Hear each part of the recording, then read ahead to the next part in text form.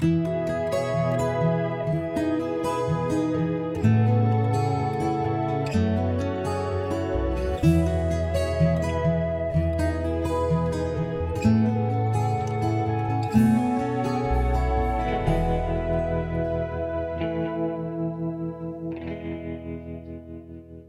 feel kind of like, well, I've been here before, so I need no introduction. You know that line?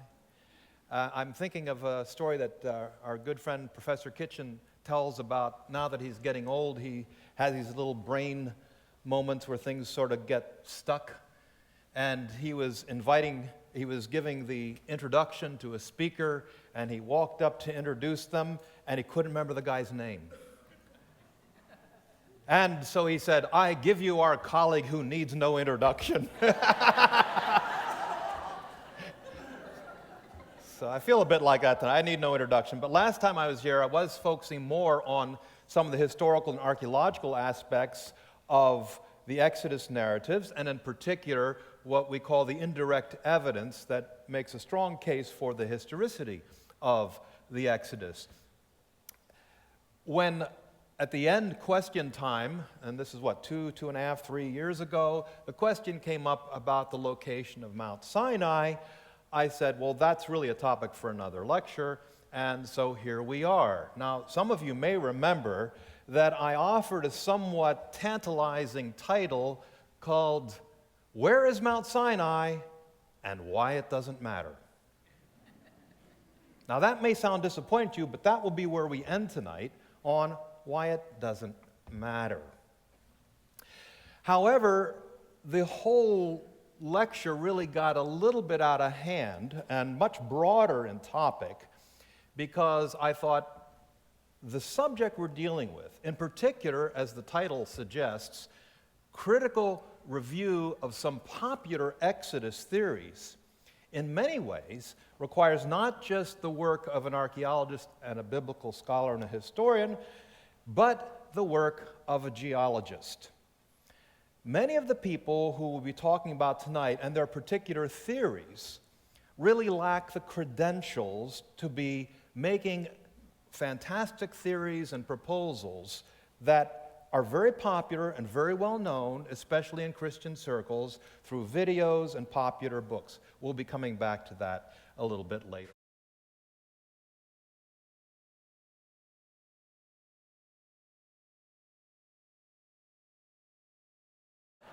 Now, if we only had that GPS, we would know where the Israelites went, where they crossed the sea, and what mountain they ended up in before going to the land of Canaan. Unfortunately, we don't have that. What we do have, however, is many important pieces of evidence that we'll try to piece together. This is why there are disagreements about the location of Mount Sinai. This is why there are disagreements about the location of the sea through which the Israelites crossed. And there are many imaginative suggestions of how to explain these things. In fact, at one point, I had been able to identify more than 14 proposed Mount Sinai locations. That number is now increasing. There are disputes even about when the Exodus occurred, and as was implied in Mark Lanier's introduction, whether there was an Exodus at all. Well, I have no doubts about the last point. I have lots of questions about when, where, and so on. And we're going to try to do that first by reminding ourselves that our primary source is going to be the Bible and other supporting evidence. But just to give you a sense for some of the books, and maybe you've seen some of these, and maybe you have them on your bookshelf, I would say all except the one on the bottom right. Well, I won't say anything about that, but you can get it autographed later tonight. Now, what we want to do is just to show you some sense for, in this clip, some of the Mount Sinai locations, and you can see them in yellow, and they are scattered from North Sinai all the way down to a couple hundred miles into what is present-day Saudi Arabia. The red marks indicate where, you guessed it, the Red Sea crossing would have been. And here again, you can see all sorts of theories, all the way from the Mediterranean Sea in the north, and North Sinai, and several locations on the Isthmus of Suez, and increasingly people have looked with interest in what we today call the Gulf of Aqaba, and you can see several locations there. The Mount Sinai locations, and here, by the way, are simply 5, and I'm not going to talk about all of them or even individually assess them, but these are some that you will read about. And furthermore, I bet that some of you have probably even been to this one. This is the traditional site of Mount Sinai in St. Catherine's, southern Israel.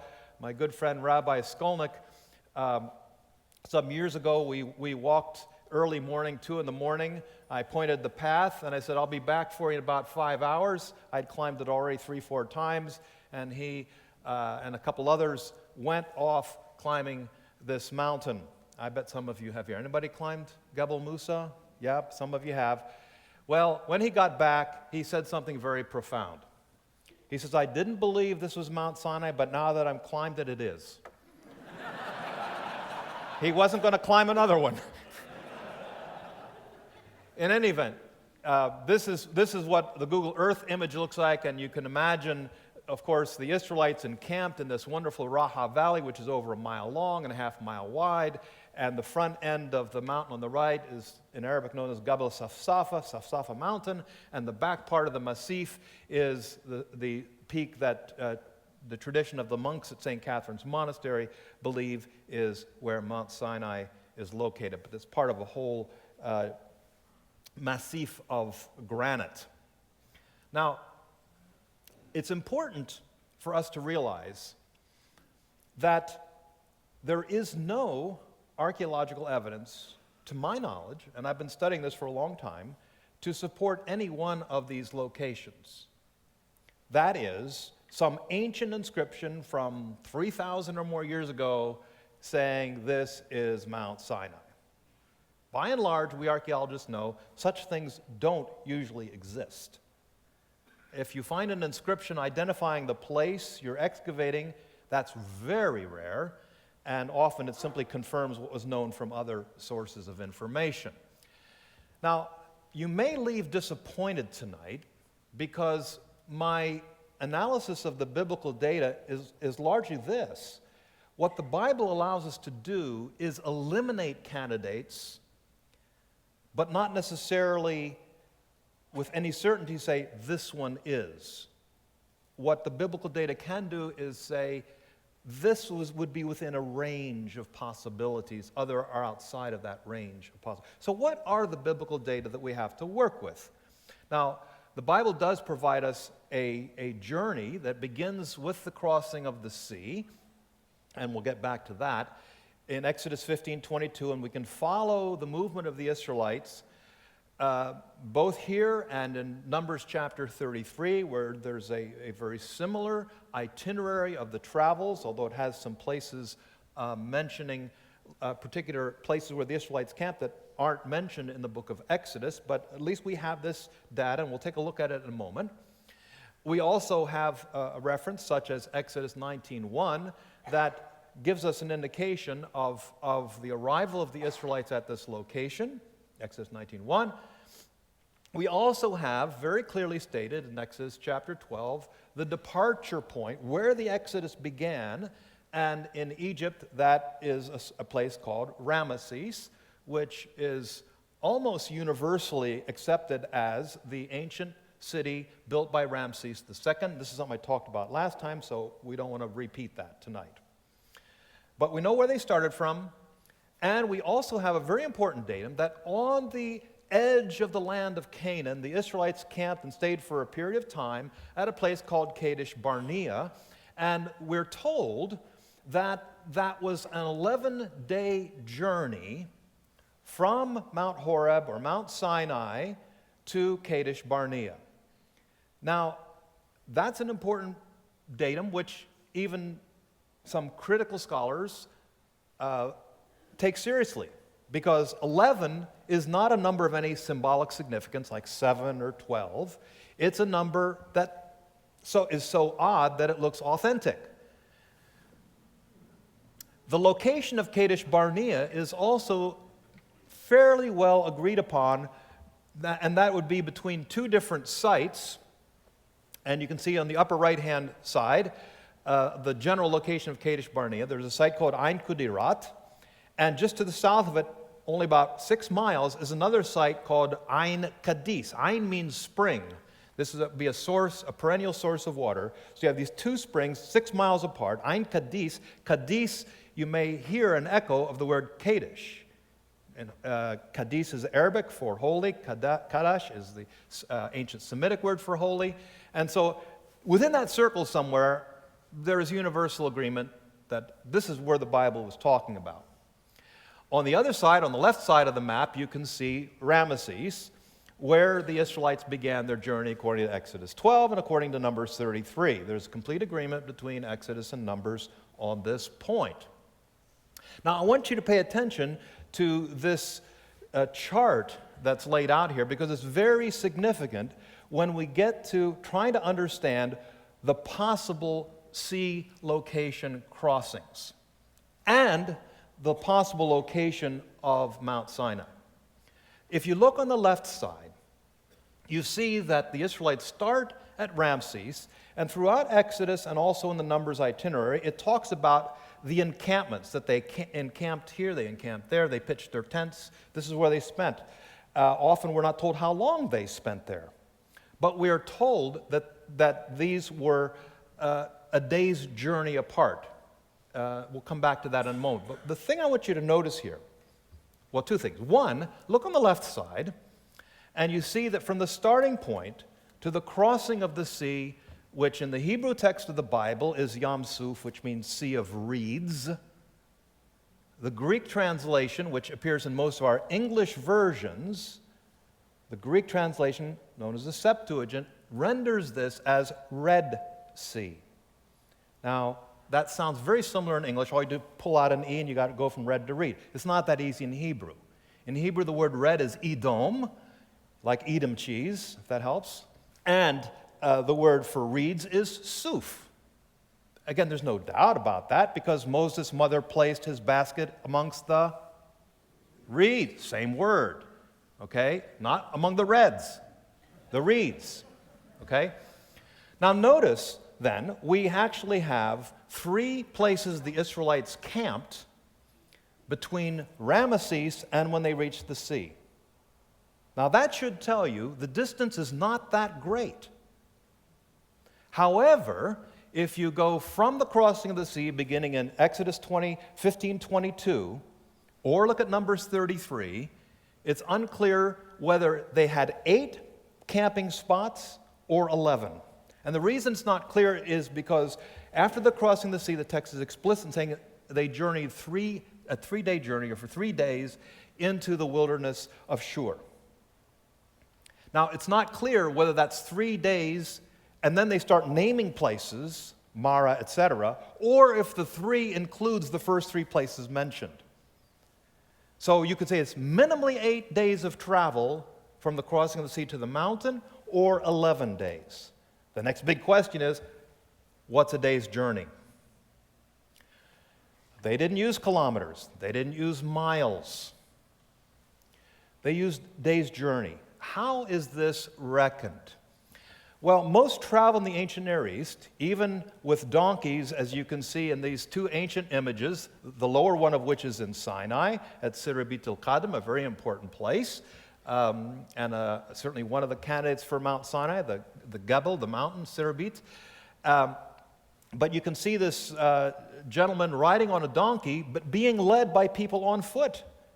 So even if you could afford a donkey, and you can see in the top picture, which is about 1840 BC, that the animals are actually being used to carry little kids on the far left side of your screen, and to carry equipment on the donkey more up in the front.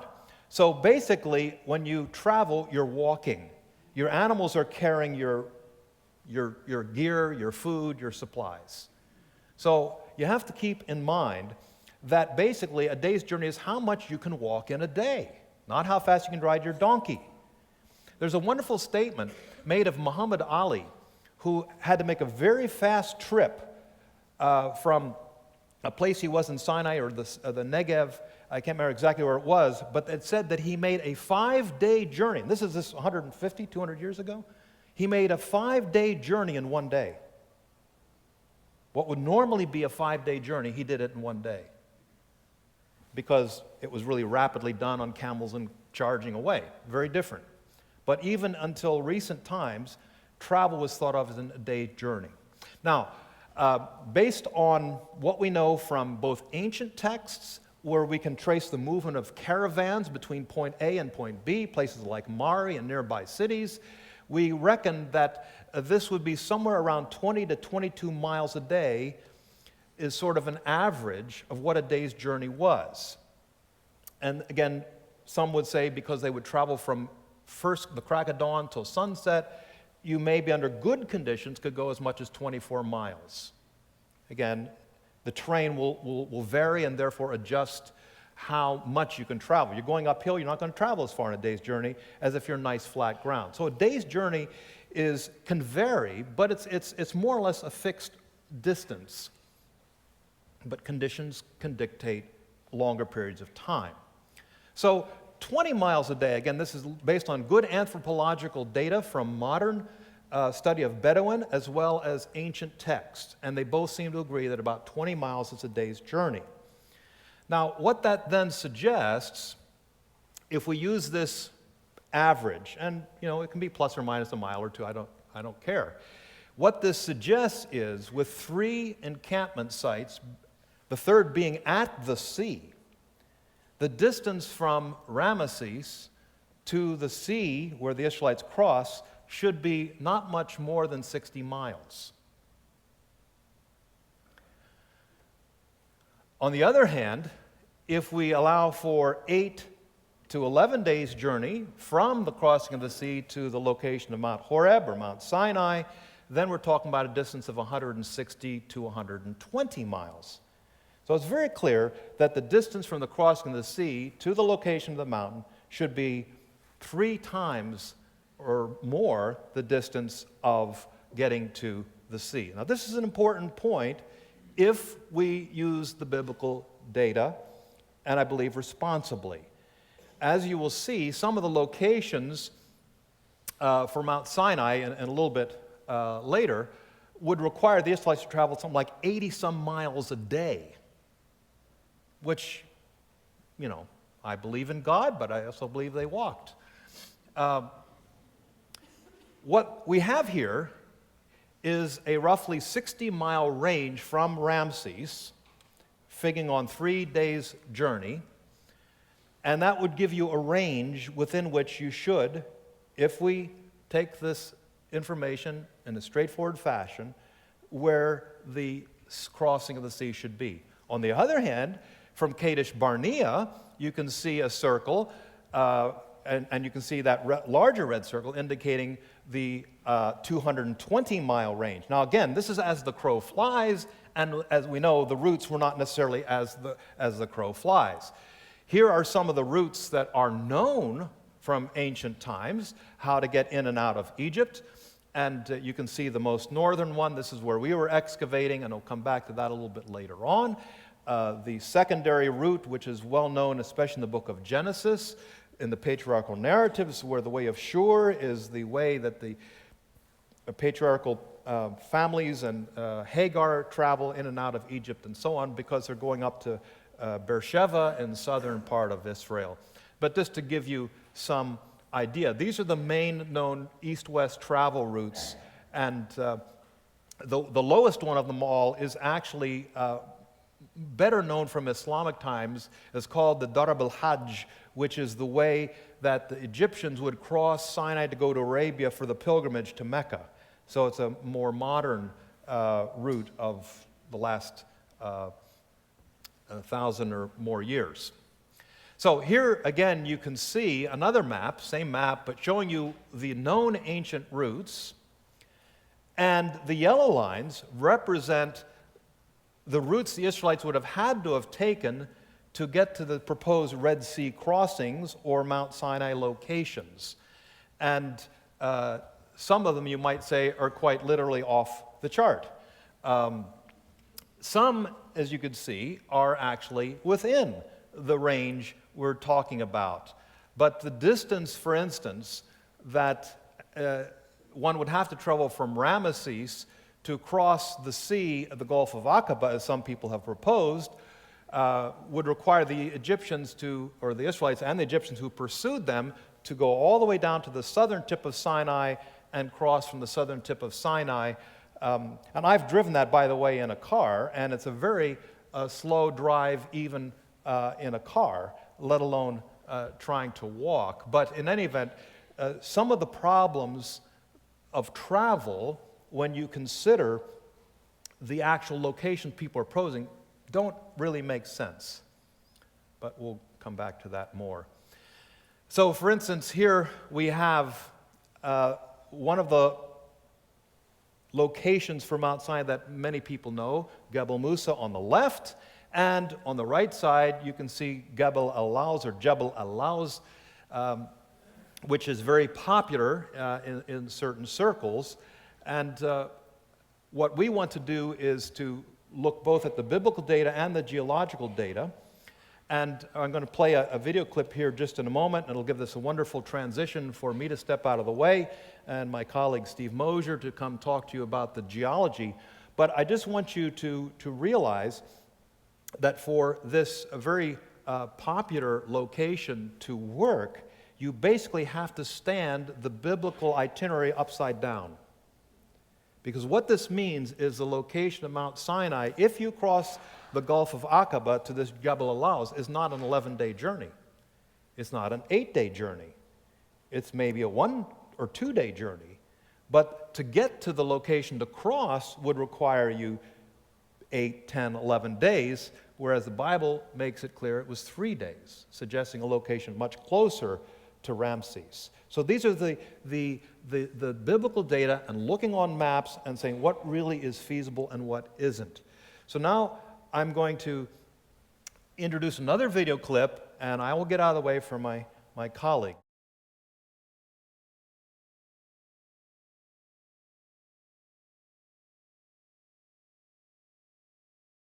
Sorry, I jumped my cue. I'm still here.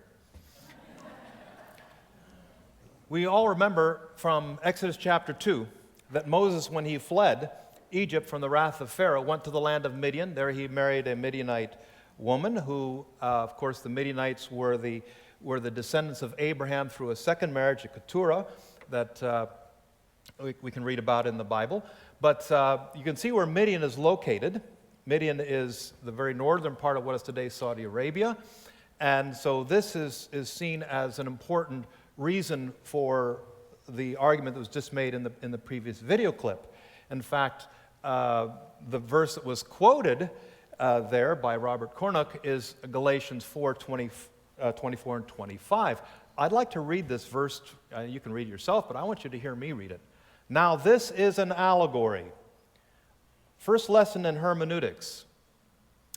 If the biblical writer says this is an allegory, what does that tell us? It's an allegory. These are two women, our two covenants. One is Mount Sinai, bearing children from slavery. She is Hagar. Now Hagar is Mount Sinai in Arabia. She corresponds to the present Jerusalem, for she is in slavery with her children. Okay. Now here you have the reference to Arabia. Now, does anybody know when Galatians was written and by whom? Paul. Sometime in the 1st century A.D., okay? The question we have to ask, which the speaker you just heard on the video clip doesn't do, is he gets out a modern-day map and says, where's Arabia? You don't do that. When you're looking at a 2,000-year-old map, the question is, where is Arabia when Paul is talking? Not where is Arabia today.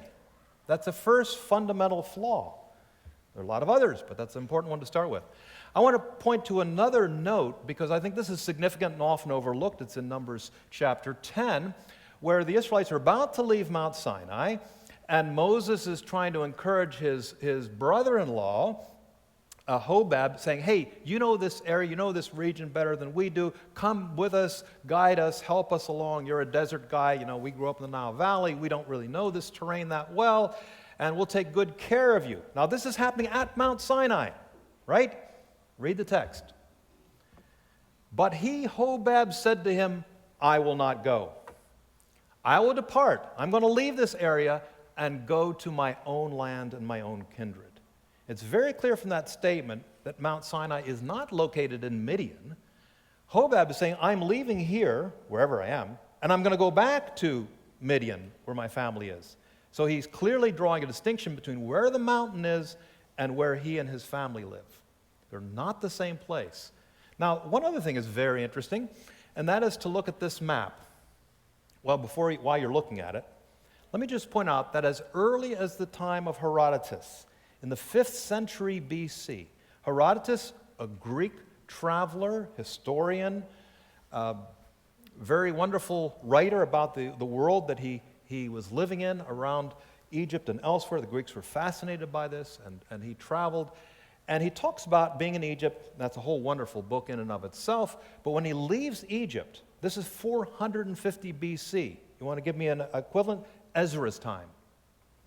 Around the time of Ezra, he's leaving Egypt, and he says, when you leave Egypt, you come to Sinai of Arabia. As early as the 5th century BC, Sinai was equated with Arabia. Now look at this map, wonderful map of the world, dates to AD 775.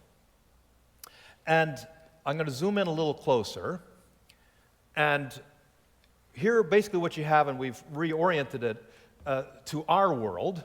And what you see is Egypt on the left with the Nile Valley and so on. And in the yellow circle is the Sinai Peninsula. And notice the water surrounding it is painted red. It's called the Red Sea. So they actually called it Red Sea. There's no doubt about that. But look in the yellow circle, and that's the Sinai Peninsula. And if you can read sideways, thank you, Jerry, I see that head, it says Arabia. In fact, if you read carefully, it says Sinaiacus Arabia. Sinai was equated with Arabia from the days of Herodotus all the way down to the days of Paul. So we don't look at a modern-day political map and say, where is Arabia? You look at a first-century map and say, where is Arabia? Arabia was a name applied to Sinai. Now, you can see the problems that crossing the Sinai, and we'll come back a little bit more to this in a moment, but you can see the route proposed. These are the actual routes proposed by these explorers that we've been looking at. And here are some of the better known ones. Ron Wyatt on the left, Robert Cornuck, whose video you just saw, and Dr. Lennart Moller. What's interesting is that not one of these gentlemen are trained in biblical Hebrew. None of them are trained in archaeology. None are trained in history. And I think about this, and I say, this is very interesting, because I don't think any of you who would have to go to surgery and have your heart worked on, like Professor Kromikov, would say, you know, I'll take a plumber. You know, plumbers know about pipes, you know. These gentlemen don't know archaeology, don't know history. How's that song go? Anyway,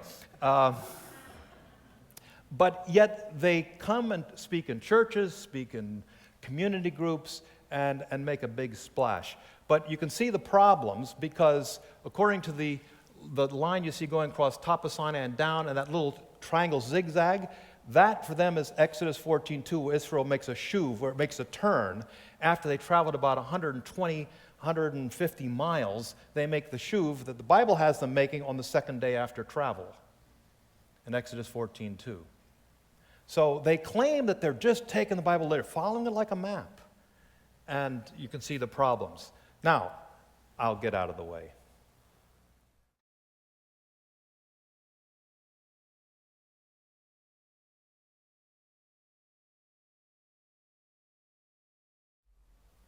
Good evening. It's my pleasure to give you a geologist's perspective of some of these ideas that are very popular today about the Exodus, and to hopefully shed some light on those.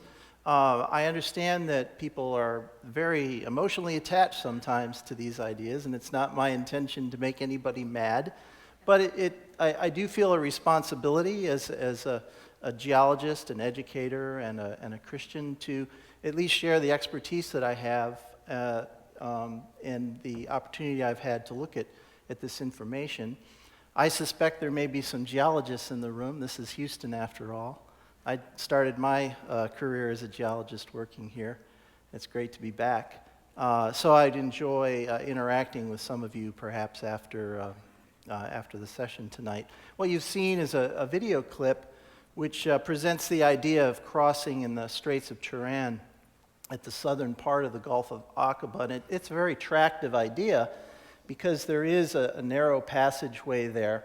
And the proposal is that there is a land bridge between these reefs, these small islands that cross the straits. And there's even a nice illustration of what it would look like if the water were drained. This is a satellite view. And we will be looking, as you see, we'll be looking at a lot more satellite views. Thank you, Google Earth. But this is showing the straits, and I'd like to share with you some real bathymetric, that is subsea depth information published by the Israeli survey, an Israeli marine geologist, John Hall, showing the straits here. And in fact, it isn't a simple land bridge. If we look at the channel over here on the southwest, we see that it's some 252 meters deep, and on the other side, it's about 90-some meters deep. And furthermore, walking, if any of you have snorkeled around a reef, you know it's a pretty rough topography, and would be a very difficult walk. And somewhat treacherous because coral are very sharp and actually dangerous if you scrape yourself on them. So the question is, could the miracle of the parting of the sea involved water being removed that is as deep as some 250 meters? And many people would question that, but I think, in my mind, it's not responsible to suggest that it's just a cakewalk across the channel there, and people should be aware of the actual conditions.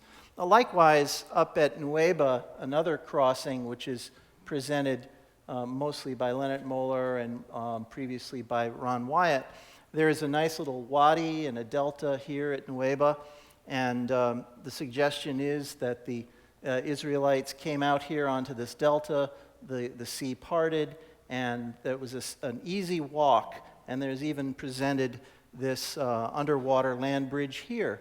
But again, even though this is the information that you'll see on the internet or in videos or in some books,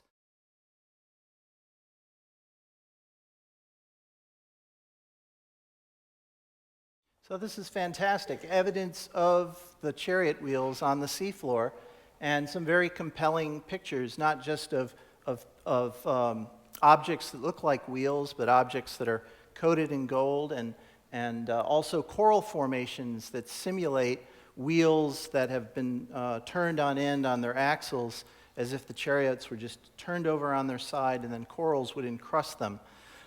Just to say something about the corals, I do contribute to a marine biology class at Wheaton College, and I have had the opportunity, I think the blessing, to do some snorkeling and scuba. Unfortunately, not in the Red Sea area, but in the Caribbean. And it turns out that this is actually quite a typical formation of coral, a particular species of coral that is called a table coral. And this photograph, it's a little bit different from the one that we saw on the video, but it's essentially the same kind of formation. The coral grows up as sort of a stalk and then spreads out. And this picture was actually taken close to a lat, so maybe that's where the crossing took place. But nonetheless, they're very, very common, and I'm confident that they're not encrusted coral. They're not encrusted chariot wheels. We could look at a chariot here. This is from the discovery of King Tut's tomb, and indeed we do have a gold-covered chariot wheel, but we see they're much more slender and fragile, if you will, and not as robust as at least the recreated photograph that we saw. Another comment that was made in the video was that coral shouldn't grow on coral, and I don't understand why that would be a problem for coral to encrust a gold-coated wheel like that. And certainly I would think within less than 100 years the wheel would be completely covered. Any object that's left on the seafloor is going to be completely covered in marine organisms, and in fact probably also buried somewhat in the sediment. Many people have suggested that, here's another photograph of this, that it may not be one of the Pharaoh's chariot wheels. Take your pick which wheel that it might actually be. This speaks to the idea that there is a land bridge at Nuweiba here, where the Israelites could easily cross. Bring in some more of Dr. Hall's data, and we see that it gets to 900 meters deep there. Certainly to the north, it's a little deeper. There's a basin up there that gets down in excess of 1,000 meters, and then to the south, there's another deeper basin. And as the sediment poured out of this wadi and across this delta and out into a sea fan, it did build out and create a shallow area, but shallow being at the deepest 900 meters. So, and again, this diagram, which is very widely distributed, simply doesn't match the facts of the bathymetry. This is a very recent PhD dissertation, and it shows the bathymetry in some detail and then plots the depth. So we have depth over here on the y-axis, and then distance from the coast on the x-axis. So you realize that it's exaggerated, but there is a rather precipitous drop to those depths of 800 to 900 meters. And then some of my geophysics friends in the audience will appreciate this. These are seismic profiles showing the stratigraphy or the strata that accumulated on this deep sea fan. And what I find very interesting is you have this nice package of parallel layers, more or less parallel layers of sediment which are being deposited over time on this deep sea fan. If there had been a parting of the waters opening up 900-foot passage, and then that water suddenly returned, I would expect all kinds of scouring here and redeposition of the sediment, and I really don't see evidence of that on these on this geologic data. Now let's look at Gebel al-Lawz, which has been popularized. This was a best-selling book, New York Times best-selling book about 15 years ago, and also the Exodus case. Leonard Muller's book is very popular, and we saw a video clip from a video that promotes this view. This is a Google Earth view of Gebel al-Lawz, and you see that one of the features of the mountain that made it so attractive, and we can read the quote here, the blackened rocks on top of Gebel al-Lawz, the outer coating of these rocks have the appearance of being burnt. The Bible says that God descended on Mount Sinai in flames of a furnace. Could these be rocks charred by the holy fire? And then the other quote is very similar. So much has been made about the black top of Gebel al-Lawz. Well, I'd like to show you a little Google Earth video here. As we turn around and ascend, we can see that the black rock on Jebel Lawz really covers a lot of area. In fact, it continues down the flank, and it's really just another rock formation. I obtained the geologic map of the area. It was provided by the United States Geological Survey back in the 1960s.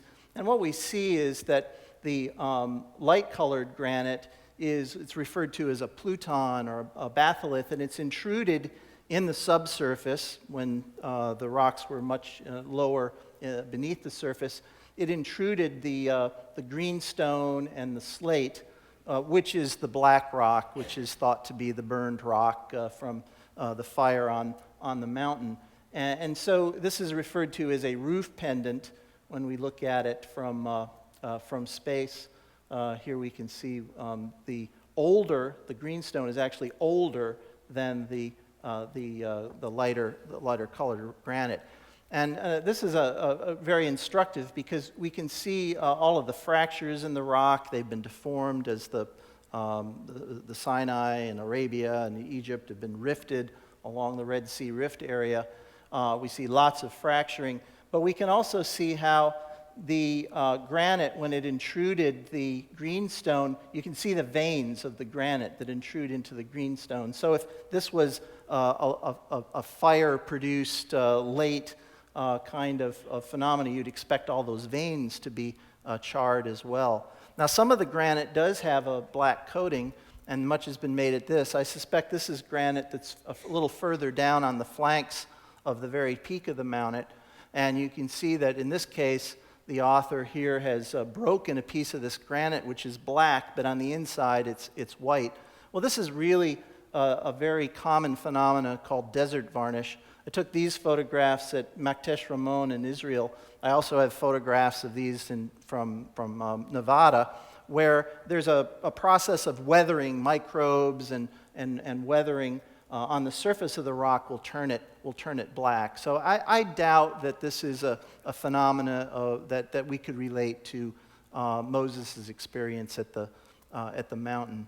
Another feature there is referred to as the split rock, and the idea is that this is the place where God commanded Moses to strike the rock and water poured out of it, and there is some photographic evidence of what looks to be weathered rock, weathered by erosion. But if you remember all of the cracks that we saw in the space photograph, there are many, many veins and fractures there. And I believe that this split part in the rock wasn't something that happened very suddenly. I think it's really a remnant of erosion along a vein in the rock that had a lot of a deformation. You can see that here, this photograph, see that very sharp line from fresh granite to deeply weathered granite. I think this is just a feature of the tectonic history of the area and has no particular significance to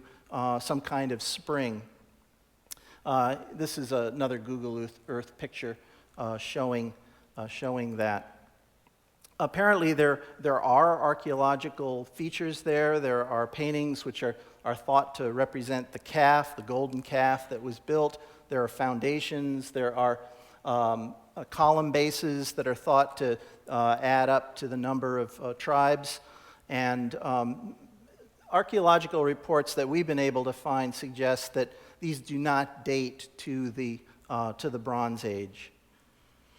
So now I'd like to move into some of the other kinds of questions, and I call these process-oriented questions, because how did it happen? And these are the theories that speak to the plagues, speak to the parting of the sea, speak to the provision of food and water. I can't cover all of these, and I don't have expertise to address all of these, but these process theories are interpretations that appeal to natural or scientific explanations linked to specific geographic settings for the places and events. It's kind of like the black rock on top of the mountain being an example of here is something geological that fits what we read in the scriptures. And here's an application of a process theory. A very popular idea in many, many books is the involvement of the Thera volcanic eruption in the Greek islands that occurred sometime in the Bronze Age, and that this could be an explanation for plagues and even for the parting of the sea. And I can explain it this way, following a recent book written by a well-educated geologist and published by Princeton University Press, The Parting of the Sea. The idea is that when Thera erupted, it wasn't just one single event. Most volcanoes just don't erupt once and shut down. There are many stages in its eruptive history. So perhaps the first stage produced a pyroclastic cloud that moves down over the delta, and it explains the darkness and perhaps some of the onset ecological disasters of the plagues. And then another eruption might involve basically the collapse of the island, creating a tsunami that goes off toward the Levant, the Eastern Mediterranean, and this tsunami, this wave that's produced by the displacement of the water at the volcanic eruption, could explain, water receding and then returning to perhaps trap Pharaoh's army in one of these northern crossing areas. The problem is that the eruption has been very precisely dated.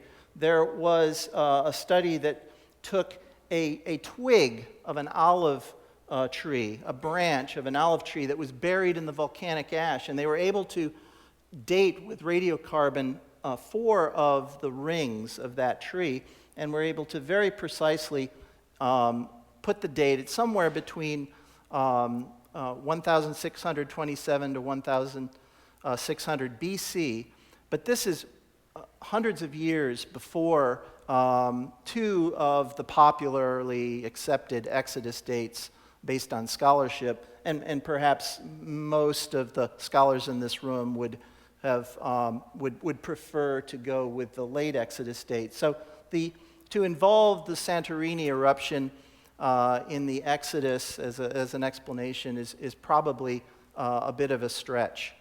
Another possibility, though, would involve tsunamis that are not created by volcanic eruptions, but a landslide out here on the cone of sediment off the Nile Delta, and the tsunami would set off a wave which could certainly affect any of the bodies of water that are suspect reed seas in the northern area. Now, I don't want to say whether or not this is how it happened, but it is a possibility that something like that could explain the parting of the sea.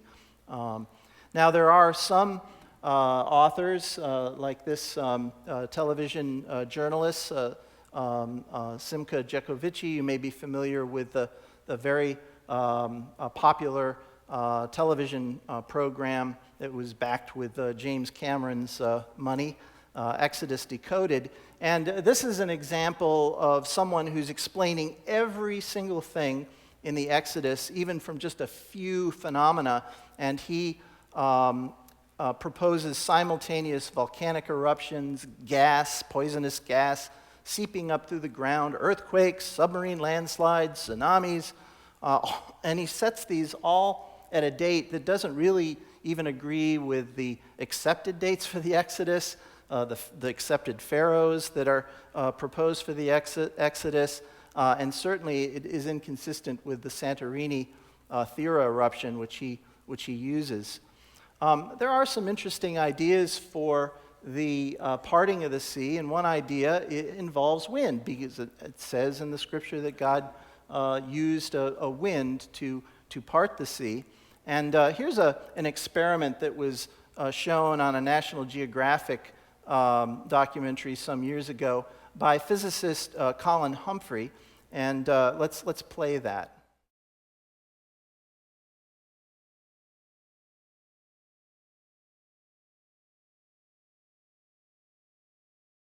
And the idea that he proposes is that this is occurring in the Elat region, northern Aqaba. Now, there is some serious possibility that something like this could work. This is a peer-reviewed online journal, +1, and this author, a scientist with the United States, one of the weather surveys, has shown using what is close to a reasonable reconstruction of the paleogeography. I'll say that because he used my map, essentially.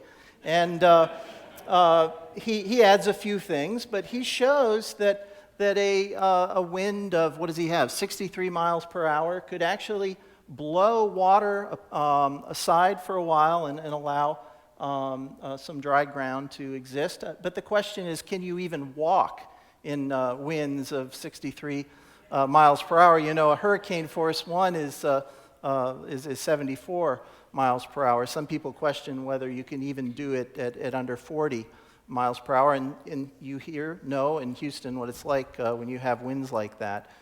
So while I think it's interesting to speculate, we can't be sure of exactly how it happened. Now I'd like to move on to some other volcano theories, and these have to do with volcanoes mostly where we actually have some volcanic activity in Arabia. And I'd like to call your attention to this map that is actually available through Google Earth, but it's a catalog of active volcanoes created by the Smithsonian Institution. It's their global volcanism program. And notice where the volcanoes are. And this is just so you know that there are many, many documentaries on television, all of the science cable stations, and you just can't believe everything you see on those stations. Here is a documentary, National Geographic, Exodus Revealed, and this is the commentary from a scientist, a geologist in Hawaii in a helicopter, so that you can't hear him, so they have his transcript. He says, imagine the Jews reaching this massive land bridge formed by lava. And so the idea is that land bridges, as they occur, lava pouring into the sea, are actually kind of temporary. They tend to collapse. They're very dangerous. If you go to Hawaii and they have one of these land bridges, there'll be signs, don't go out on the land bridge. In fact, they even create this map down here that shows the possibility of lava stretching across the strait there that we just talked about. And they even produce a map showing the location of volcanoes that don't exist.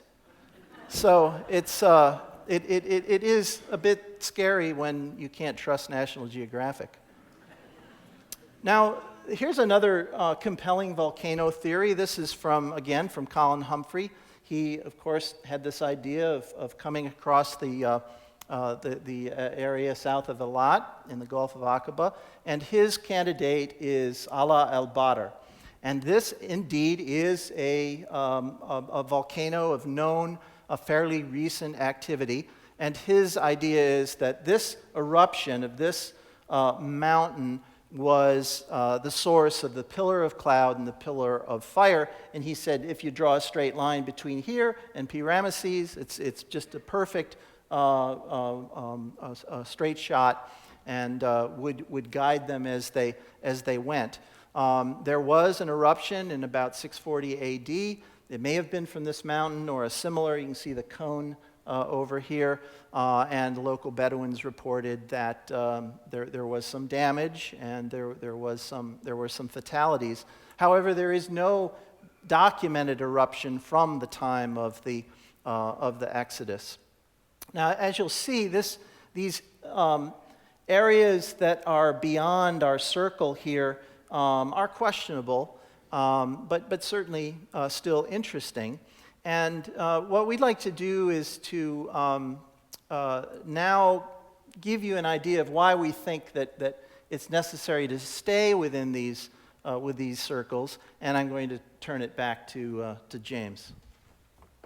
In my last appearance here, and this video is still available, you can see some of the backgrounds to what we're talking about, but I am not going to repeat what we did before. Okay, that's something you can go back and look on the wonderful Lanier Theological Library website. So I don't want to repeat that, but a couple highlights that we do actually have an ancient map from the period of the Exodus, roughly speaking, 13th century BC, and this is on a wall at Karnak Temple.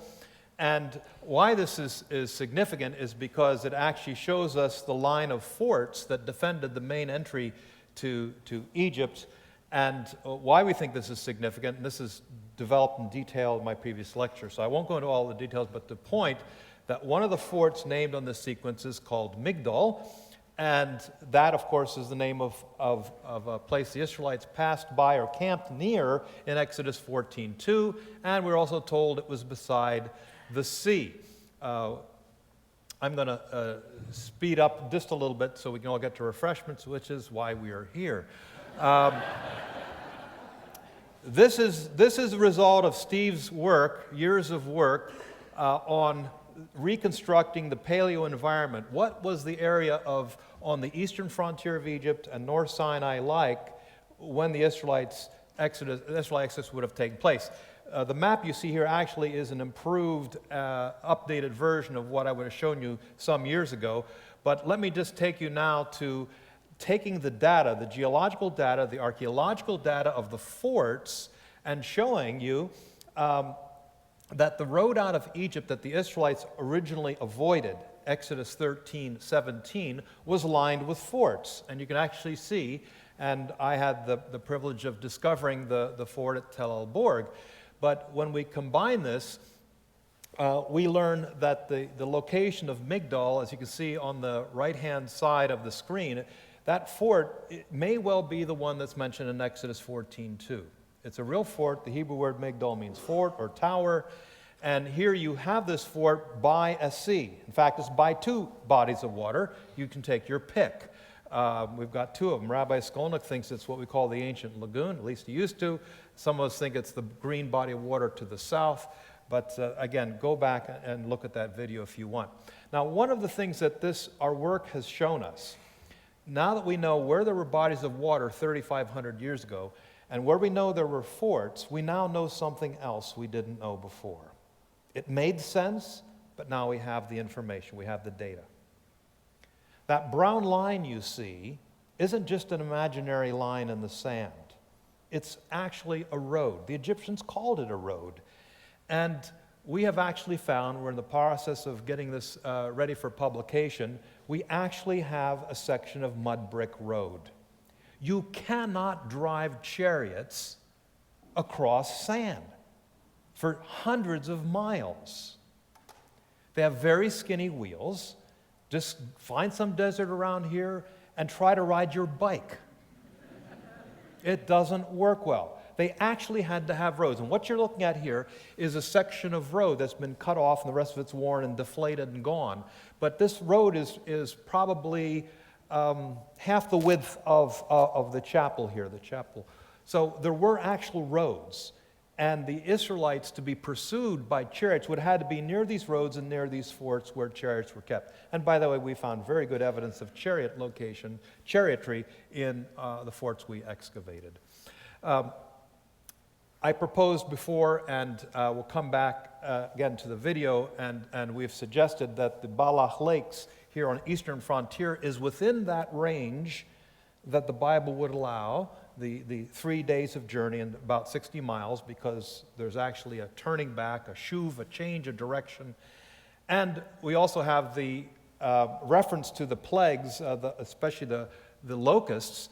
And by the way, this is a real picture of locusts in Egypt with the pyramids in the background taken not too many years ago. It's still a problem from time to time in Egypt. And we are told that the Lord drove a wind that blew the locusts from Ramesses, which you see in the center of the map, off into the Sea of Reeds to the east. And you can see that body of water is, which I think I suggested before, presages what's going to happen to the Egyptian army. The army of locusts is drowned in the sea, anticipating what's going to happen to the armies of Egypt. Now, I know some people are worried that this is some puddle out there in the desert. Steve and my son over here helped with some of this work, surveying and so on, and he can answer more questions for you. But we know from our preliminary work that this body of water would vary depending on the time of year. But based on the topography of the lake, it could have been as deep as 15 to 18 feet. That can drown a horse, that can drown a person, etc. So that's why we believe that the Israelites moved south towards a place called Sukkot, as Exodus 15 suggests.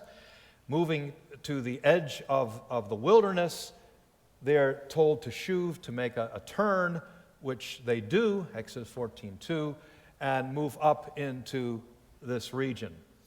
Now, again, this is our hypothesis. If you want to see it in more detail, more nuanced, look at the video. Mark will be very happy because that's why they put it up for you to look at it. And off they would have gone 8 to 10 days' journey from this point to wherever Mount Sinai is. We believe somewhere in south-central Sinai. I think there are a number of possible candidates that we can allow. I think we can dismiss the ones in present-day Arabia. Now, just a couple minutes to wrap up and to suggest to you why it isn't important where Mount Sinai is. Now, some people have made this an article of faith. But I want to end with this. The reason Mount Sinai was important is because what the Bible suggests happened there. Namely, that Mount Sinai is the place of God's revelation. Initially, of course, in Exodus 3, it's by this mountain of God where God reveals his name to Moses. And it was here, of course, that the law was given, according to the Bible, Exodus 20 and following. And we're told that God's glory came down on the mountain in Exodus 19. And that glory, the kavod of God, dwelt in the mountain, making it a holy mountain, a holy place. We are also told that after the glory of God settled on the mountain, that the glory of the Lord settled in the tabernacle. The glory of God occupies, settles into the tabernacle, and of course the word tabernacle, mishkan, means settle, reside. So the same word that's used of the glory of God settling on the mountain, now the glory of God settles mishkan in the tabernacle. And as we know from the narratives that God's glory went with Israel from that point on, which is why in a letter to Sir Colin Humphrey I said, how can you say it's the volcano that the Israelites were attracted to, because this light led them on their way? Did the volcano move? And he never answered my letter. So the glory of God fills the tabernacle. That's the final statement of what happens in the book of Exodus. So the glory of God fills the tabernacle, the glory of God goes with Israel, and when we get to the building of Solomon's temple, we're told that the glory of God, 1 Kings chapter 8, fills the temple. And that is why, because God's glory that first appeared at Mount Sinai now ends up with his glory on Mount Zion. And this is why Mount Zion becomes so important in the Psalms and elsewhere in the Bible, because it becomes, in essence, the Mount Sinai. Old Mount Sinai is an important relic of the past. It's where God's presence is that's important now. And that's why I think Mount Sinai fades in importance in the Bible, and only Elijah goes there as far as we can tell in biblical history. But for the rest of the time, the focus is on God's abode in Mount Zion. So while it may be interesting to know where Mount Sinai is, we can't say for sure where it is. I think we can clearly eliminate a number of candidates because of the geographical description we have of how long it took to get to this point, how long it took to get from here to Kadesh Barnea. That allows us to eliminate candidates. I don't think we can say with any certainty, that it's Mount St. Catherine's, Mount Gebel Musa, Sirabit al-Qadim, Jebel Sin Bishr. These are all plausible candidates based on the descriptions we have. But beyond that, I think we have to wait further evidence, but I also conclude with it really doesn't matter from a theological perspective, because it's where God's glory is that mattered, and that happened no longer to be Mount Sinai. So I'm sorry if I've disappointed you, but this is where we believe the data leads us, both from a geological, biblical, geographical, and archaeological perspectives. Thank you very much.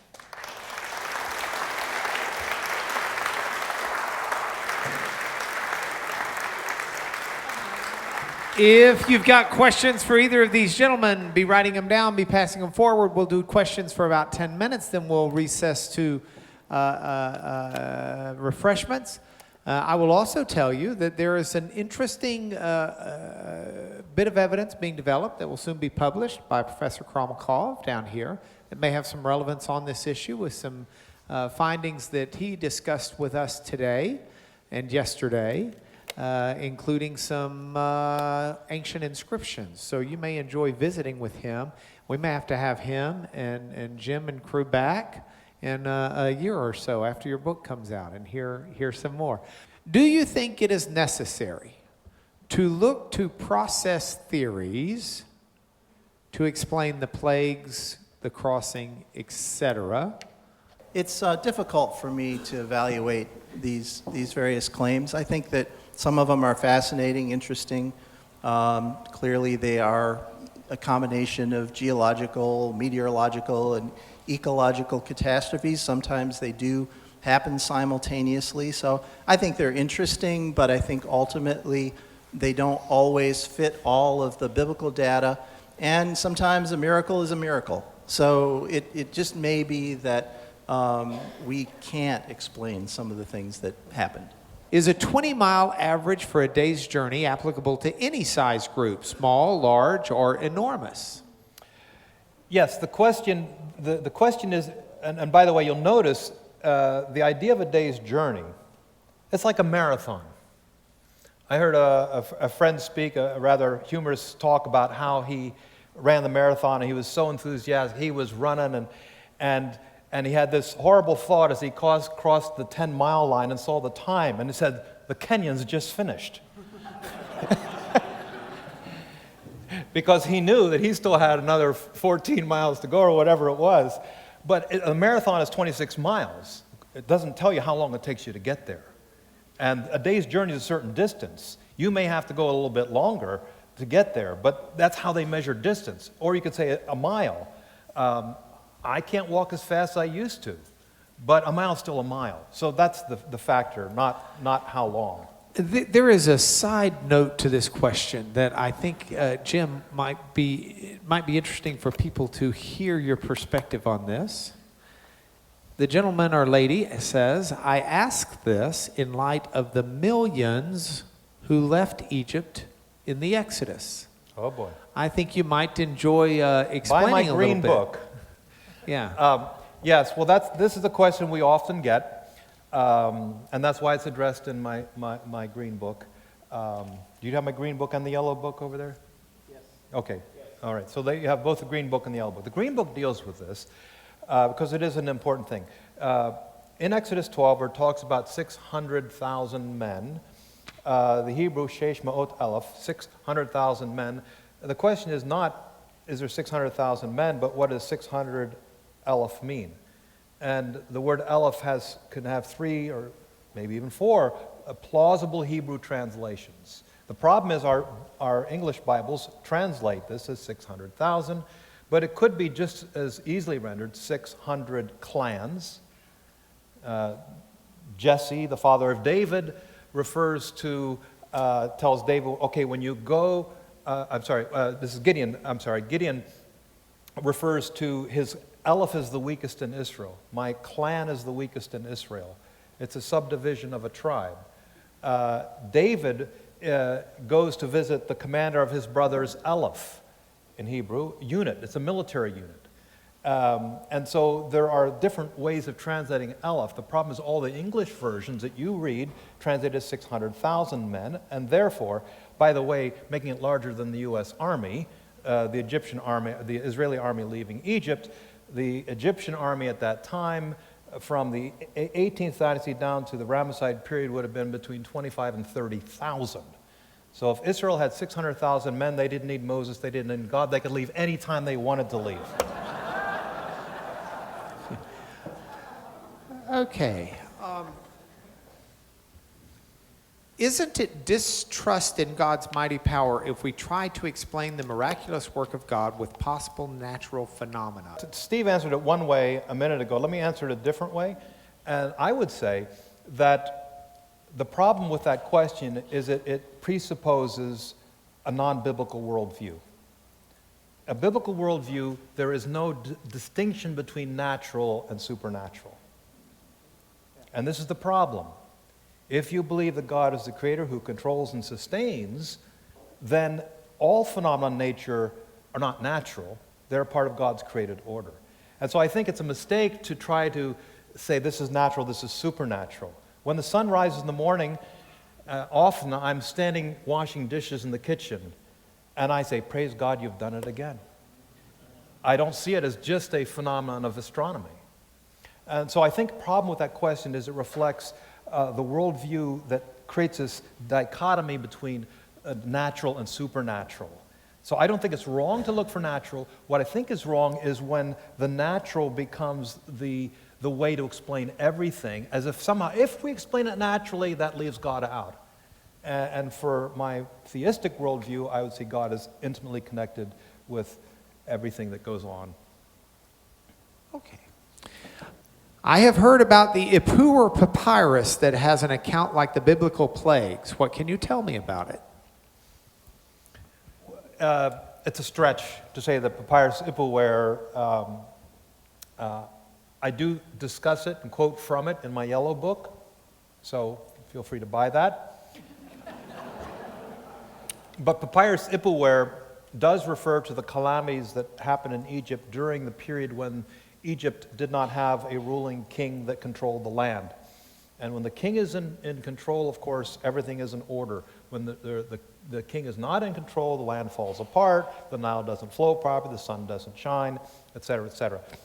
We have these in a number of different texts. So papyrus Ipuwer, some people point to as reflecting the plagues. These sort of things are described in numerous other literature of this particular genre. So Ipuwer is not alone in that. The complaints of Chachep or Seneb, prophecy of Neferti, all of which are in the yellow book. Okay, so the last question I'm going to read, there are a ton of people in here that I would love to hear their learned responses to this, but I'm throwing it out there for you two, though this is not really fair for geology. Considering Asiatic population in Egypt, West Semitic names of Hebrews in the Exodus, and Egyptian names, we might add, Moses, who grew up in Egyptian context, what do you think was the original language Moses used to have conversations with his people and with God? What was the original language of the law? Whatever Moses is recorded to have written, Canaanite, Egyptian, Amorite? Yes. I want dessert, man. No. Well, I would say the answer to that is so simple, you could ask your Dr. Krommelkoff, and he could answer that. Well, all we have are the biblical records written in Hebrew. And scholars debate, the exact part of the linguistic branch, and we increasingly realize that in Canaan, we think of Canaan as a homogeneous unit, but we now, I think, are beginning to see that there are dialects and different things go on. There were dialects within Egypt in ancient times, as there are even within Egypt present time. So I would simply go with the simple answer that the Bible is recorded in Hebrew, most of it except for small portions in Aramaic, it's first cousin. And so I think the question more is, the script seems to evolve as does the language over time. There's what we call late biblical Hebrew. Dr. Gary Rensburg has done some work on those sorts of things. And wave your hand, Gary. People want to talk about historical Hebrew grammar and so on. We got a number of experts here, but I would defer to them. But my simple answer is Hebrew, and the origin of that as a language is a whole other question. I'll leave that to those. All right, recognizing that you two need to get over and get some food, get prepared to sign and to talk, I would suggest you make your exodus through... Someone will part those doors. Thank you very much.